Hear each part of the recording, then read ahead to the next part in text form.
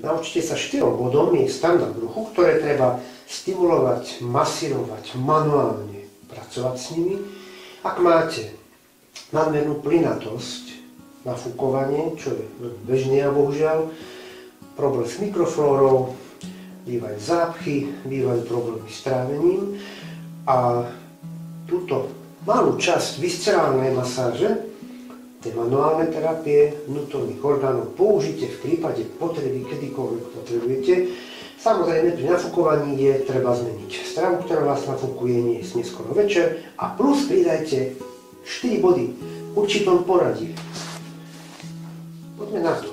Prvé miesto sa nachádza v pravom dolnom rohu ileocekálne spojenie medzi tenkým a hrubým črevom, sfinktery sú miesta zúženia a zahustenia čreva a pomáhajú posúvaniu obsahu čreva. Takže ileocekálne spojenie vpravo dole, vpravo hore pod rebrami, to bude podiosfinkter, ktorý vlastne púšťa žlč do tenkého čreva. Tretie miesto nebude sfinkter, ale väz, ktorý udržuje, prichytáva tenké črevo v ubránici a môže byť tiež spazme, môže napínať čreva. Takže to je tretie miesto, väzivo, trejcové väzivo a Houstonov sfinkter, posledné miesto ľavo dole. Ako ich nájdeme a ako ich máme masírovať? Ako nájdeme ileocekálne spojenie, spojené pupox, vrcholom bedrovej kosti a na polovici tej dráhy. Približne tu. Každý má individuálne osobitosti, môže mať, ale toto je to priemerné. Druhé miesto bude odiosfinkter. Je dosť možností, ako nájsť. Položíme dlaň čiarou, kde sú prsty, kde začínajú prsty, na strednú líniu a tam, kde dopadne malíček, tak budeme mať druhé miesto. Ileocekálne spojenie. Ileocekálne spojenie odiosfinkter.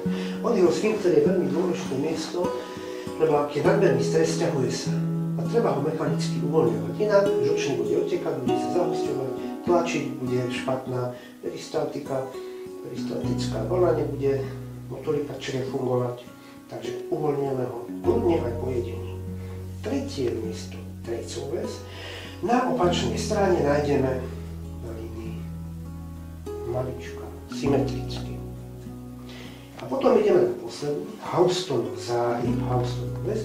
Pupok spojíme s vrcholom bedrovej kosti a na polovici dráhy, podobne ako tu, sme mali ileocekálne spojenie, 4 miesta. Poradie začíname správa dole. Máte taký špeciálny rotačný. Môžeme najprv tlačiť, uvoľňovať, zistiť, či nie bolestivé a napätý. Ak chceme efektívnejšie pracovať hlavne pri nafúkovaní, spojíme palec a ukazovák v ohnutej podobe a zakrúťme buď doprava, doľava. A držme chvíľku. A znova. Každé miesto môžeme maximálne 3 minúty stimulovať, tak ako pri viscerálnej masáži je to zaužívané, aby sme nepretonizovali to miesto. A v našom prípade to budeme podľa bolestivosti do minúty, do 2, možno aj menej. Ak bolesť je bolestivé, poďme k 3 minútam. Hĺbka tlaku je iba to mierne bolesti, nejdeme cez bolesť. Potom ideme na druhé miesto. Odiosfinkter.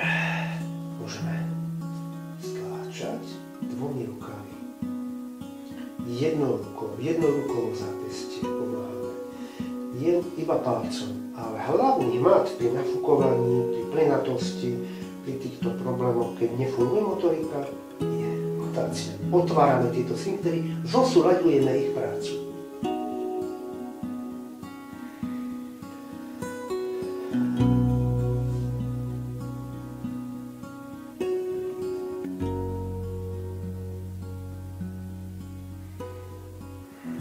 Tretie miesto. celú väz.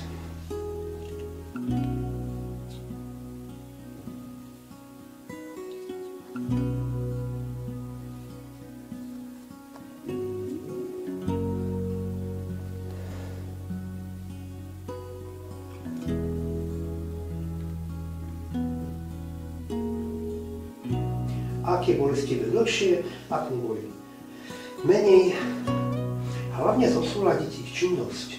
Oni sa musia vedieť sťahovať a uvoľňovať, ak je nadmerný spazmus, zostanú stiahnuté. A posledné je Houstonov záhyb. A aj tu pracujeme. Najprv povrchne, potom hĺbšie, ako pustí bolesť. Nezabúdajte, postup zachovajte. Najprv pravá dolná časť, potom druhý sfinkter, hore od jeho, potom tretí väz a Houstonov záhyb ako posledný.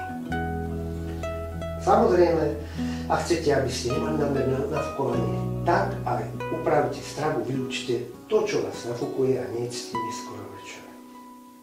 Používajte tieto 4 body a keď vás to zaujme, naučite sa celú viscerálku.